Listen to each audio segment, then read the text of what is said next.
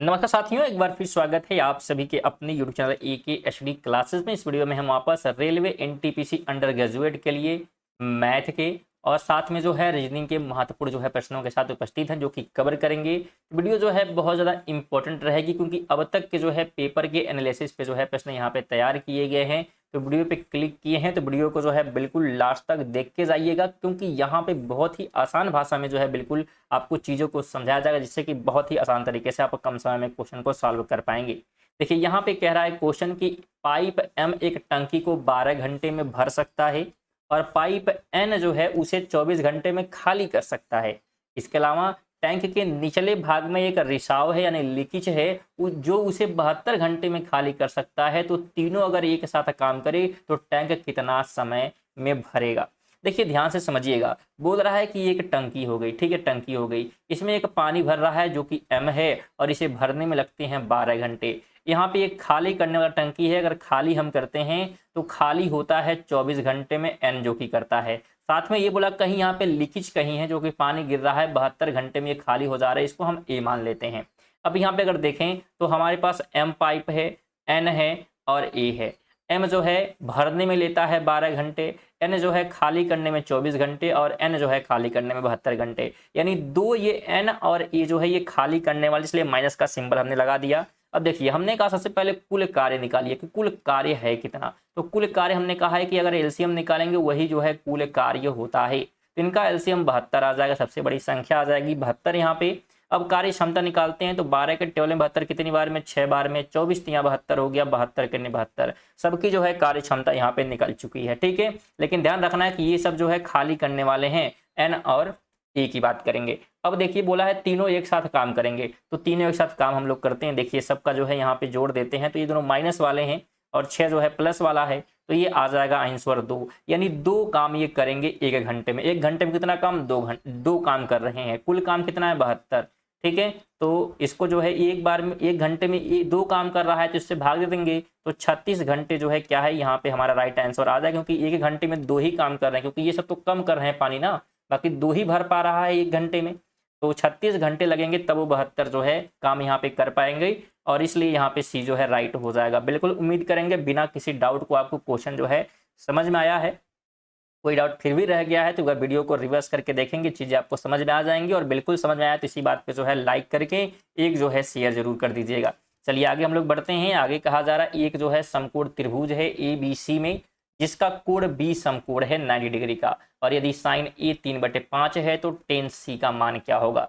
देखिए एक त्रिभुज हमसे बोल रहा है, एक त्रिभुज हम ले लेते हैं, ठीक है। यहाँ पे जो है ये B है, क्योंकि ये 90 डिग्री बोला है तो ये B वाला हो गया, ठीक है। अब यहाँ पे हम मान लेते हैं कि ABC है, तो इसको हम मान लेते हैं A और इसको मान लेते हैं C। हमें दिया हुआ है कि साइन क्या दिया है, साइन जो है A इक्वल क्या दिया हुआ है, तो ये दिया है 3/5, ठीक है। तो अगर हम देखें तो यहाँ पे 3/5 में दिया है, और इसका फार्मूला होता है साइन A का मतलब क्या होता है, या साइन की बात करेंगे आप फार्मूला पढ़े होंगे, ये होता है लंब बटे कड़। क्या होता है, लंब बटे कड़ होता है। तो लंब यहाँ पे अगर देखें तो 3 जो है लंब है और कड़ कितना है, 5 है, ठीक है। इतना समझ में आ गया। अच्छा, पाइथागोरस प्रमेय का यूज करके आप यहाँ पे इसका आधार भी निकाल सकते हैं, तो 4 आएगा, और अगर आपको ट्रिपलेट याद है तो आप जानेंगे 4 स्क्वायर हो जाएगा, वैसे भी बिना निकाले हुए। इतना समझ में आ गया। अब हमसे पूछा क्या है, टेन सी पूछा है। क्या पूछा है, टेन सी। देखिए टेन का फॉर्मूला क्या होता है, ये होता है लंब बटे आधार। क्या होता है, लंब बटे आधार जो है यहाँ पे होता है, ठीक है। इतना समझ में आ गया। अब देखिए हमसे पहले ए पूछा था, लेकिन अब हमसे देखिए यहाँ पे जब ये था, ठीक है, तो इसके लिए कड़ ये था और ये क्या था, 3 जो है लंब था। लेकिन हमसे अब सी बोल रहा है ना, सी वाले की बात कर रहा है, तो जब सी के लिए हम देखेंगे तो इसके लिए लंब क्या हो जाएगा, तो इसके लिए लंब जो है बिल्कुल क्या होगा, यहाँ पे ध्यान रखना है, इसके लिए लंब जो है हो जाएगा 4। कितना हो जाएगा, लंब जो है 4 हो जाएगा। और अगर आधार की बात करेंगे तो ये 3 हो जाएगा। ध्यान समझिएगा, सी के लिए बात हो रही है, तो 4 लंब होगा और 3 क्या होगा, यहाँ पे आधार हो जाएगा। तो लंब जो है हमारा कितना है, तो 4 है, और आधार कितना है, 3 है। और इस प्रकार से देखेंगे तो कौन सा ऑप्शन, बिल्कुल ए वाला जो है, सॉरी ए वाला नहीं, डी वाला जो है हमारा क्या हो जाएगा, तो राइट हो जाएगा 4/3 वाला, ठीक है। तो उम्मीद करेंगे ये भी आपको समझ में आया है। चलिए आगे बात करेंगे। तो साधारण ब्याज पर एक निश्चित राशि 2 वर्षों में 410 हो गई, 5 वर्षों में 650 हो गई, तो प्रति वर्ष ब्याज की दर ज्ञात कीजिए। बहुत ही शानदार तरीके से इसको भी हम लोग सॉल्व करेंगे। देखिए कह रहा है कि 2 वर्षों में कोई राशि 400 कितनी हुई है। देखिए पहले हम लिखते हैं 5 वर्षों का, क्या लिखते हैं 5 वर्षों का, तो 5 वर्षों में हो गया 650 रुपए, और 2 वर्षों में कितना हो गया है, तो 2 वर्षों में हम लोग बात करेंगे तो ये हो गया है 410 रुपए। इतना समझ में आया। अब देखिए यहाँ से हम माइनस अगर कर देते हैं तो 2 वर्षों का हमें क्या है यहाँ पे पैसा पता चल जाएगा। क्या पता चल जाएगा, 2 वर्षों का जो है हमें क्या है यहाँ पे अंतर मिलेगा, ब्याज जो है हमें पता चल जाएगा। कैसे, आइए देखते हैं। इसको घटाते हैं तो 0, यहाँ हो जाएगा 4, और यहाँ कितना हो जाएगा, तो यहाँ हम अगर देखेंगे तो 240 हो गया है। ठीक है, अब यहाँ पे हमको 1 वर्ष का निकालना है ना, कितने वर्ष का निकालना है, 1 वर्ष का निकालना है, तो 2 से भाग दे देते हैं। 2 से जब इसको हम भाग देंगे तो कितना आ जाएगा, 12, 120 आया। कितना आया, अच्छा सॉरी यहाँ पे 3 बच रहा था हमारा, ठीक है सॉरी यहाँ पे गलती हो रही है। ठीक है, यहाँ 3 बच रहा था ना, 5 में से 2 घटाएंगे तो 3 वर्ष यहाँ बच रहा है, तो 3 से भाग देंगे तो 3 नवाठी 24, 80 आएगा। कितना आएगा, 80 आएगा। थोड़ा सीरीज कर लेते हैं थोड़ा सा, क्योंकि कन्फ्यूजन रहेगा तो दिक्कत आ जाएगी। ठीक है, चलिए यहाँ पे हमारा जो है 3 था, और 3 से इसको जब काटेंगे तो हमारा 80 रुपये आ गया। अब 80 रुपये है क्या, ये 1 साल का ब्याज है। 80 रुपये क्या है, 1 साल का ब्याज है, बिल्कुल ध्यान रखेंगे। तो हमें 1 साल का ब्याज पता चल चुका है। ठीक है, तो अगर यहाँ देखेंगे तो 480 जो है 2 सालों का दिया है, 2 सालों का जो पैसा हमारे पास है वो 410 है, और जिसमें ध्यान रखेंगे 400 ये 10 है, और जिसमें ये भी ध्यान रखना है, फिर से इसको रेज कर लेते हैं क्योंकि आप लोग कंफ्यूज होंगे, थोड़ा सा लिखने में दिक्कत यहाँ पे हो रही है। ठीक है, 410 है। अब देखिए 1 साल का अगर 80 रुपया है तो 2 साल का ब्याज कितना होगा, कहेंगे 160 होगा, दोगुना कर देंगे तो 160 इसमें से माइनस कर देंगे। ठीक है, 0, और यहाँ अगर हम घटाते हैं 11 में से जो है 6 जाता है तो 5, और यहाँ बचेगा हमारा कितना, तो 300 जो है सॉरी 200 बचेगा। कितना बचेगा, 200, तो 250 यहाँ पे बचा हमारा। यानी 250 क्या है, हमारा प्रिंसिपल है, मूलधन है, मूलधन 250 है, और ब्याज हमने निकाल लिया 80 है। हमसे रेट पूछा है ना कि ब्याज की दर क्या है, तो दर तो हमने निकाल लिया है, मतलब रेट कितना ब्याज लगा वो निकालिए, इसको परसेंटेज में बस कन्वर्ट करना है। तो बिल्कुल ब्याज का फॉर्मूला आप लोग पढ़े होंगे सिंपल इंटरेस्ट का, कि P × R × T अपान का बिल्कुल 100, इसी पर रख देंगे। तो हमारे पास ब्याज हम देखते हैं कि 80 रुपये 1 साल का है, इक्वल करेंगे। प्रिंसिपल हमने निकाल लिया है कि 250 रुपये था, रेट हमें नहीं पता है, समय 1 साल का है, 1 साल में 80 रुपये बन रहे हैं, 100 से भाग देंगे। देखिए यहाँ पे देखिए 25 चौके हो गया 100, और 1 0 से 1 0 खत्म हो जाएगा। ठीक है, 8 चौके कितना हो गया, 32 हो गया, और R इधर है तो 32% क्या है हमारा जो है आंसर आ जाएगा, बिल्कुल शानदार तरीके से। ठीक है, तो उम्मीद करेंगे बिल्कुल समझ पाए हैं। कोई डाउट वगैरह हो बिल्कुल रिवर्स करके देखेंगे, चीज़ें आपको समझ में आ जाएंगी।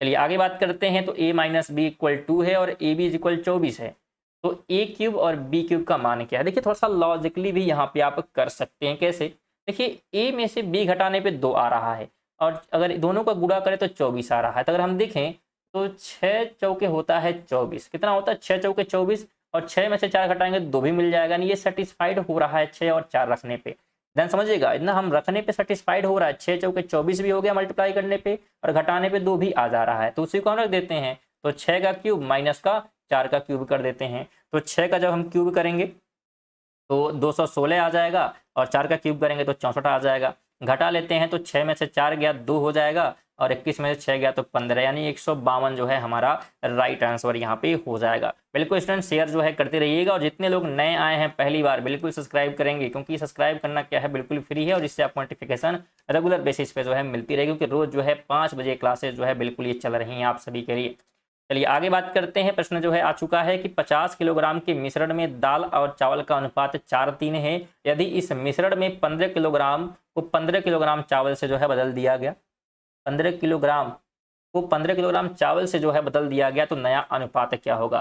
पहले तो ये समझिए, अगर कोई अनुपात है उसमें से हम कोई सामान निकालते हैं या डालते हैं तो अनुपात में कोई परिवर्तन नहीं होता, इसको आप ध्यान रखेंगे। अब आते हैं क्वेश्चन पे, बोला है दाल है हमारे पास और क्या है, चावल है। ठीक है, दोनों का अनुपात है 4 और 3 में। अनुपात में कितना है, तो 4 और 3 अनुपात में दिया गया है। अगर देखेंगे तो दोनों जो है मिलकर कितना हो रहे हैं, तो ये हो रहे हैं मतलब अगर देखा जाए यहाँ पे तो ये 50 है ना, कुल कितने किलो के हैं, 50 किलो के हैं। ध्यान समझिएगा 50 किलो के हैं, लेकिन बोला गया इसमें से 15 किलो निकाल लिया गया। कितना निकाल लिया गया, 15 किलो। अब देखिए यहाँ पे जब 15 किलो निकालेंगे तो ये 35 होगा, कितना होगा, 35 किलो होगा। ठीक है, ध्यान समझिएगा। अब यहाँ पे कितना हो गया, 4 और 3 अगर हम देखेंगे तो ये 7 हम कर लेते हैं, और 7 से इसको काट देते हैं तो कितना आ जाएगा 7 किन्ने 7, 7 पचे जो है 35। 1 और 5 का रेशियो यहाँ पे मिल चुका है। 1 और 5 का क्या है, रेशियो मिल चुका है। अब देखिए यहाँ पे 4 है और 3 है, तो 5 का मल्टीप्लाई करके हम नया जो है रेशियो यहाँ पे देख लेते हैं थोड़ा सा। तो 5 का 4 में रेशियो करेंगे तो यहाँ पे जो दाल था, ठीक है, और यहाँ पे जो है चावल है, तो 4 पचे कितना हो गया 20 दाल हो गया, और 5 तिहाई 15 जो है यहाँ पे क्या हो चुका है, तो चावल हो चुका है। ठीक है, वही रेशियो है, बस हमने यहाँ पे क्या है, एक रेशियो का क्या था हमने उसको रखकर माइनस करने के बाद क्या आया है उसको हमने लिखा। ठीक है, अब यहाँ पे बोला गया कि 50 किलोग्राम चावल से बदल दिया गया है। क्या किया गया, 50 किलो चावल से बदल दिया गया, तो चावल बदला गया है ना, तो अब चावल में 15 जो है ऐड करेंगे, क्योंकि 15 यहाँ पे बदल दिया गया चावल से। ठीक है, अब यहाँ पे इसमें हम ऐड करते हैं तो ये कितना हो जाएगा, देखिए ये हो गया हमारा 30, ये कितना हो गया 30 हो गया, और इधर हमारा कुछ चेंजिंग नहीं है तो 20 ही है, तो यहाँ पे दोनों कट जाएंगे 0 से 0, और 2:3 का जो है हमारा यहाँ पे आ जाएगा, यानी कि बी वाला बिल्कुल सदा तरीके से आप राइट कर देंगे। ठीक है, चलिए अनुपात वाले प्रश्न में आगे बात करते हैं। अगला प्रश्न है कि 9 संख्याओं का औसत 30 है, और पहली 5 संख्याओं का औसत 25 है, और अगली 3 संख्याओं का औसत 35 है, तो छठी संख्या क्या होगी। ध्यान समझिएगा, कुल जो है संख्याएं 9 है, कुल संख्या कितनी है 9 है, उसकी औसत 30 है, तो इनको मल्टीप्लाई कर लीजिए, तो 9 तरीक 27, 270 हो गया। अब आगे यहाँ पे आते हैं, कह रहा है कि 5 संख्याओं का औसत 25 है, 5 का औसत क्या है 25 है, तो 25 पचे 125 हो गया, और अगली 3 संख्या है, तो 5 का औसत इतना हो गया, और अगली 3 का औसत जो है 35 है, तो 35 तिया 105 हो गया। अब इनको जोड़ लीजिए, क्यों जोड़ रहे हैं, क्योंकि यहाँ पे हमें 9 संख्याओं का पता है, और यहाँ पे अगर दोनों देखेंगे तो 8 संख्याओं का हमें मिल जाएगा। कितने का मिल जाएगा, 8 संख्याओं का, और 8 संख्याओं को 9 में से घटाएंगे तो एक संख्या का हमें मिल जाएगा, और वही आंसर हो जाएगा। इसको हम लोग जोड़ लेते हैं, तो ये 5 5 10 हो गया, और यहाँ पे हो जाएगा 3, और यहाँ पे हो जाएगा 2, तो 230 और 270 यहाँ पे है, 270 में से 230 घटा लेंगे तो आएगा कितना, तो ये हमारा आ जाएगा 40, यानी कि ऑप्शन नंबर सी क्या हो जाएगा, बिल्कुल हमारा राइट हो जाएगा। बिल्कुल इसमें उम्मीद करेंगे बिल्कुल जो है चीजें समझ में आ रही हैं, तो इसी बात पे जो है लाइक और शेयर जो है बिल्कुल करते हुए रहेंगे, और नए होंगे तो सब्सक्राइब करेंगे। चलिए आगे बात करें, दो संख्याओं का जो है HCF हमें दिया हुआ 21, और उनका गुणनफल इतना है, तो उनका LCM क्या होगा। बहुत ही सादा तरीके से इसको भी हम लोग राइट करेंगे बिल्कुल, क्योंकि आप लोग फार्मूला पढ़ोगे कि पहली संख्या गुणे दूसरी संख्या इक्वल क्या होता है, LCM मल्टीप्लाई HCF। ठीक है, तो दोनों संख्याओं का गुणनफल हमें दे दिया है, यानी यहाँ पे इनका वैल्यू हमें दिया है 2205। ठीक है, और HCF भी हमें पता है, तो देखिए HCF इधर आएगा तो नीचे आ जाएगा, इधर बचा हमारा LCM, इसको काट देंगे तो ये कटेगा 105 बार में, 21 सेकंड में 21, और 105 जो है यहाँ पे बच जाएगा, बिल्कुल 105 बार में ये कट रहा है, तो यही क्या होगा हमारा जो है LCM हो जाएगा, तो बी बिल्कुल राइट हो जाएगा। चलिए आगे देखिए स्टूडेंट, इसी पैटर्न पे जो है पेपर में प्रश्न जो है बिल्कुल बन रहे हैं, देखे जा रहे हैं, जो एग्जाम हो रहे हैं, तो बिल्कुल इसी पैटर्न पे जो है प्रश्न आपको पेपर में देखने को मिलेगा, इसलिए इंपॉर्टेंट रहेगा। बस क्वेश्चन की संख्या वगैरह बदल सकती है, लेकिन पैटर्न जो है सेम रहने वाला है। देखिए आगे कह रहा है कि यदि एक निश्चित कूट भाषा में लिखा गया है, प्रेनिक को इस प्रकार से लिखा गया है, तो इसको किस प्रकार लिखा जाएगा, ये देखते हैं। समझ सबसे पहले क्या है, तो हमें दिया है PRANIC, अब इसको लिखा गया है SQV, और उसके बाद BD और J में, इस प्रकार से लिखा गया है इसको। ठीक है, तो सबसे पहले देखेंगे इसमें क्या संबंध है। देखिए यहाँ पे अगर हम ध्यान से देखते हैं, ठीक है, क्या देखते हैं, बिल्कुल ध्यान से अगर हम देखते हैं इसमें, तो यहाँ पे जो है देखने को आपको क्या मिलेगा कि क्रॉस जो है पैटर्न थोड़ा सा बन रहा है। देखिए कैसे, देखिए P के बाद Q है, R के बाद S है, ठीक है, A के बाद B है, और N के बाद जो है यहाँ पे P होना चाहिए, बिल्कुल यहाँ पे क्या होना चाहिए, P होना चाहिए। अच्छा यहाँ पे NO सॉरी O होना चाहिए यहाँ पे। ठीक है, थोड़ा सा हमको टाइपिंग में गलती कुछ हुई है। ठीक है, यहाँ पे O होना चाहिए क्रॉस पैटर्न, क्योंकि यहाँ पे लगेगा I के बाद J है, और बिल्कुल C के बाद D है, तो क्रॉस पैटर्न जो है यहाँ पे फॉलो किया जा रहा है। ठीक है, क्या हो रहा है, क्रॉस पैटर्न जो है फॉलो हो रहा है। उसी प्रकार यहाँ भी हम लोग देख लेते हैं BID। अब देखिए क्रॉस पैटर्न में सबसे पहले O के बाद क्या होगा, P हो जाएगा, S के बाद क्या हो जाएगा, तो यहाँ पे S के बाद T, R के बाद यहाँ देखिए B है, तो B का क्रॉस क्या होगा, बिल्कुल B के बाद C, और R के बाद बिल्कुल S हो जाएगा, R के बाद क्या हो जाएगा, S हो जाएगा।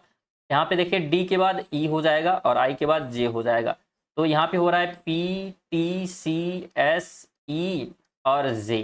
ठीक है, तो PTCS शायद यही दिख रहा है क्या, PTCSE और J, बिल्कुल यही दिख रहा है, तो ऑप्शन नंबर सी क्या करेंगे आप, राइट जो है कर देंगे। देखिए ये चीज़ें जो है आपको चेक करनी पड़ेगी कि हाँ क्या जो है पैटर्न फॉलो हो रहा है किसी जो है कोडिंग डिकोडिंग में। ठीक है, चलिए आगे बात करते हैं। तो यहाँ पे जो है ब्लड रिलेशन से प्रश्न आ चुका है। निशा जो दिलीप की बेटी है। अच्छा, सबसे पहले हम लोग बिल्कुल करते हुए चलते हैं क्वेश्चन को। निशा नाम की एक लड़की है, बिल्कुल ध्यान रखेंगे निशा, यहाँ हम लोग लिख लेते हैं निशा। ठीक है, तो निशा जो है किसकी बेटी है? दिलीप की। तो दिलीप को हम लोग ऊपर लिखते हैं क्योंकि ये पिता है। ठीक है, तो दिलीप की बेटी है। देवेश से कहती है, देवेश हमें नहीं पता, देवेश यहाँ पे साइड में लिख लेते हैं, देवेश कोई है। ठीक है, अब देवेश से कहती है तुम्हारी माता, किसकी माता? इसकी जो है माता है, इसकी जो माता है। ठीक है, देवेश से कहती है तुम्हारी माता रीतु, माता का नाम क्या है? तो रीतु नाम है। तो रीतु मेरी पिता की बहन है, यानी इसके पिता की क्या है? ये बहन है। ठीक है, ध्यान समझिएगा, रीतु क्या हो गई? बहन हो गई। ठीक है, पिता की छोटी बहन है, जो कृष्ण की दूसरी माँ है। किसकी माँ है? कृष्ण की जो है संतान यहाँ पे लिखा है, तो यहाँ पे हम लिखते हैं कृष्ण। ठीक है, और कृष्ण की ये क्या है? दूसरी संतान है, ये इसकी क्या है? तो बेटी है ऋतु। ठीक है, अब बताना है कृष्ण और देवेश से किस प्रकार का रिश्ता है। देखिए, तो कृष्ण की बेटी है ऋतु और उसका बेटा है देवेश, तो क्या कहेगा ये? तो ये जो है देवेश और कृष्ण की बात करेंगे तो ये जो है किस प्रकार? कृष्ण देवेश से, कृष्ण संबंधित है किस प्रकार से ना, तो देवेश की क्या लगेगा ये? तो ये लगेगा नाना। क्या लगेगा? नाना लगेगा। बिल्कुल डी जो है यहाँ पे आप क्या करेंगे? तो राइट कर देंगे, नाना लगेगा, क्योंकि इसकी बेटी ऋतु है और ऋतु का लड़का जो है देवेश है। ठीक है, चलिए आगे बात करते हैं। दी गई श्रृंखला में अगला पद यहाँ पे क्या होगा पता करना है। 10 है, 10 से 17, 31 और 59। अगर ध्यान से हम लोग देखें तो 10 से जो है यहाँ पे 7 जोड़ेंगे 17 हो गया है, और यहाँ पे 14 जोड़ा गया है। कितना जोड़ा गया है? 14। 7 4 11 और 3 1, यहाँ पे कितना हो गया है? ठीक है 14, और ये हो जाएगा 2 और 1 3। बिल्कुल यहाँ पे जो है 14 जोड़ा गया है दूसरे में। यहाँ अगर देखेंगे तो यहाँ पे जो है 28 जोड़ा गया है। 8 1 9 और ठीक है, और 2 3 5। हाँ, अब यानी कि हो क्या रहा है? 7 का दोगुना 14, 14 का 28, और 28 का दोगुना क्या होगा? 56 होगा। 56 दोगुना, क्योंकि दोगुना जोड़ा जा रहा है, और लास्ट पद क्या है? 59 है। दोनों को जोड़ देते हैं तो 6 5 हो गया 11 हासिल, 1 5 5 10 और 11। ठीक है, अच्छा ये 15 होगा, सॉरी, और 6 9 6 15 5 हासिल 1, तो 115 आ रहा है, यानी कि ऑप्शन नंबर बी जो है इसका राइट हो जाएगा। ठीक है, चलिए आगे बात करते हैं। 6 लोग हैं PQRST और एक घेरे में केंद्र की ओर मुख करके जो है बैठे हैं। PT और S का मतलब, चलिए आइए हम लोग इसको सॉल्व करते हैं फिर क्वेश्चन पे आते हैं। एक गोला है, बीच में जो है केंद्र है। यहाँ पे कितने लोग हैं? तो 6 लोग हैं, तो 6 जो है आप क्या करिए? ऐसे सर्कल बना लीजिए। चलिए 6 हो चुका है हमारा। अब आते हैं क्वेश्चन पे। कह रहा है T और S, अच्छा यहाँ पे दिया है P है ये। ठीक है, यहाँ पे T और S का पड़ोसी है। जो P है वो किसका? T और S का पड़ोसी है, यानी T का भी है S का भी है। तो हमें नहीं पता कि T यहाँ पे है और S कहाँ पे, हमें नहीं पता। ठीक है, ये दोनों का पड़ोसी है, तनी बीच में होगा, इतना समझ में आ गया। अब कहता है कि जो S है वो Q के ठीक बाएं ओर है। अब S जो है Q के किधर है? बाएं है। देखिए, अगर Q को हम यहाँ लिखेंगे तो इसका दाहिना इधर हो जाएगा, तो यहाँ पे हम लिखते हैं क्यों लिख रहे हैं? क्योंकि अगर आप मुख जो है केंद्र की तरफ यानी बीच में इधर मुंह किया हुआ है, तो इसका जो है ये क्या हो जाएगा? इसका हो जाएगा ये राइट, इधर हो जाएगा लेफ्ट। और बोला है बाएं है S, तो बाएं S है, यानी इसका मतलब यहाँ पे S है, यहाँ पे क्या है? S है। तो अगर यहाँ S है तो यहाँ T रहेगा। ठीक है, अब इतना हमें मिल चुका है। चलिए अब आगे आते हैं। कह रहा बताओ T के ठीक दाएं कौन बैठा है? तो T ये रहा, और T का दाहिना राइट ये है, लेफ्ट ये है, तो दाहिनी तरफ कौन बैठा है? तो P बैठा हुआ है, यानी कि ऑप्शन नंबर सी जो है आप राइट कर देंगे। ठीक है, बिल्कुल उम्मीद करेंगे समझ में आ रही हैं चीजें। बिल्कुल कमेंट करते रहेंगे वीडियो जो है कैसी आपको लग रही है। आगे बात करेंगे। बिलो को कूट भाषा में इस प्रकार से लिखा जाता है, तो पैटर्न क्या है यहाँ पे, मतलब क्या इसमें नियम लग रहा है? यहाँ पे इस प्रकार से प्रश्न जो है पूछ लिया। आइए इसको हम लोग लिखते हैं। अच्छा, E है सबसे पहले, फिर L है, फिर B है, और फिर एल्बो लिखा हुआ है, और फिर यहाँ अगर देखेंगे D है, L है, Y है, O है और V है। ठीक है, ध्यान से अगर देखा जाए तो यहाँ पे दोनों समान है, यहाँ पे दोनों समान, यानी कोई चेंज, कुछ भी जोड़ा और घटाया नहीं गया है। यहाँ अगर देखेंगे तो E और D लिखा हुआ है। क्या लिखा है? E और D। तो D के बाद E आता है, E के बाद क्या आता है? D आता है यहाँ पे। ठीक है, और यानी यहाँ पे एक जो है माइनस हो रहा है। ठीक है, यहाँ पे ये तो नहीं बन रहा है, अच्छा यहाँ पे देखिए क्रॉस पैटर्न बन रहा है क्या, क्रॉस पैटर्न, क्योंकि देखिए ई 5 पे आता है और यहाँ पे मतलब अगर उल्टा हम देखें अपोजिट नंबर ई और वाई अपोजिट हैं, ई और वाई क्या है, अपोजिट हैं यहाँ पे। अच्छा ये अपोजिट नहीं है, भी वाला अपोजिट रहेगा ना, क्योंकि वाई तो 25 पे आएगा यहाँ पे, नहीं तब भी तो नहीं बन रहा है ये। ठीक है, तो फिर से देख लेते हैं क्रॉस में। देखिए यहाँ पे ई 5 पे है और इसका अपोजिट भी वाला हो जाएगा। ठीक है, ये दोनों तो सेम है, कोई दिक्कत नहीं है। और डब्लू और डी का अपोजिट यहाँ पे हो जा रहा है। हाँ ठीक, बिल्कुल, चलिए ये अपोजिट इसका है और इसका अपोजिट यहाँ पे देखिए बी और वाई का अपोजिट यहाँ पे है। ठीक है, यानी क्रॉस जो है बन रहा है। ठीक है, तो अक्षरों का उल्टा क्रॉस में है, अक्षरों का उल्टा क्रॉस में है, यही ऑप्शन जो है थोड़ा सा ठीक लग रहा है यहाँ पे। तो बी जो है आप राइट करेंगे, क्योंकि यहाँ पे तो सेम सेम जो है संख्या भी लिखी हुई है। ठीक है, तो ये ध्यान रखेंगे। चलिए आगे बढ़ते हैं। तो उस विकल्प का चयन करें जो तीसरे नंबर से उसी तरह संबंधित है जैसे दूसरा पहले से। ठीक है, तो 39 130 है, तो 35 के बाद यहाँ पे क्या लिखा जाएगा। अगर ध्यान से हम देखेंगे, देखिए ध्यान समझते हैं हम लोग यहाँ पे क्या कर सकते हैं। तो 39 का हम करते हैं 3 मल्टीप्लाई। ठीक है, तो 9 तरीके हो गया 27 और 3 तरीके 9 1 10, 100 मतलब सॉरी 117 होगा ना, 3 तरीके 9 1 10 और 2 हासिल है तो 11, 117 हो जाएगा। अब देखिए 117 यहाँ पे 30 लाना, यानी इसमें हम 13 जोड़ देते हैं, तब आ गया 130। पैटर्न यहाँ भी फॉलो करते हैं, हो सकता है बन जाए। तो 35 है गुणे 3 करेंगे और प्लस जो है यहाँ पे 13 कर देंगे। ठीक है, तो ये 35 यहाँ 105 हो गया है और प्लस का करते हैं 13, ये हो जाएगा 118। ठीक है, 118 बिल्कुल ऑप्शन में है, तो सी जो है आप राइट करके आगे बढ़ेंगे। और ये चीज़ें आपको पैटर्न को जो है बिल्कुल चेक यहाँ पे करना होगा।